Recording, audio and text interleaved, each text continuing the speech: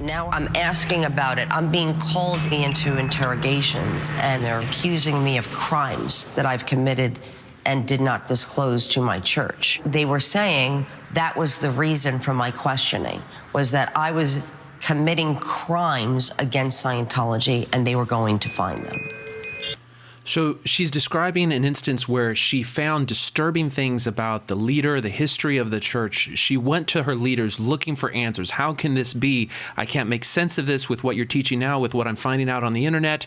And rather than actually address her concerns, they started to find fault with her, saying that there's some reason that she's, looking at this, material that is otherwise restricted. You're not supposed to go on the internet. And so maybe it's her, she's not fulfilling the requirements of the organization. Some personal fault of her is at the root of this. She's violating the standards and the ethics of the organization. So this phenomenon where when a member goes with real issues and is returned with attacks against them is something that's very common in groups that form this type of control. It's something called blame reversal.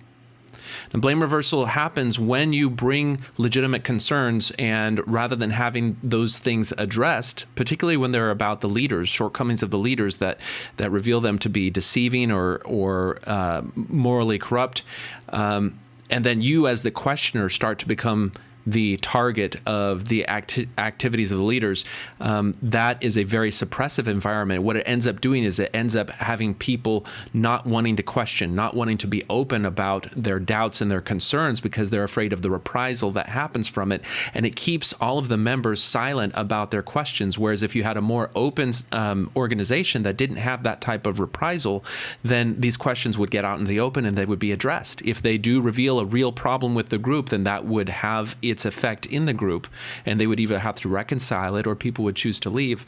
But by having this culture of reprisal and blame reversal, things get kept under wrap. Now the question is, does this happen in Mormonism? Many who are in a spiritual drought and lack commitment have not necessarily been involved in major sins or transgressions, but they have made unwise choices. Some are casual in their observance of sacred covenants. Others spend most of their time giving first-class devotion to lesser causes. Some allow intense cultural or political views to weaken their allegiance to the gospel of Jesus Christ. A few of you may have run into some who have ceased to hold fast to the iron rod, wandered off the straight and narrow path, and have become lost. They started sometimes with online tours of the territory of the faithless. This indiscretion is often accompanied by failing to earnestly study the Book of Mormon every day, and by the companion problem of gradually becoming lax in keeping other commandments. This sometimes leads to listening and then hearkening to those who mock the church, its leaders, or its history. Well, if you go to support forums where people talk about their journey, having questions, you'll find stories again and again and again of people going to their leaders saying, I was reading on the internet, I found this disturbing information about Joseph Smith, about the early leaders of the church, and I'm trying to make sense of it. And then they're hit back with, well, maybe you have a problem with pornography. Well, maybe you have a problem with masturbation. Are you attending your meetings? Are you reading scriptures? Why are you reading this lies on the internet when you could be devoting your time to your calling? All of these things turn the question away from real questions about important issues in the organization onto the member, why they're not complying, how they're a problem.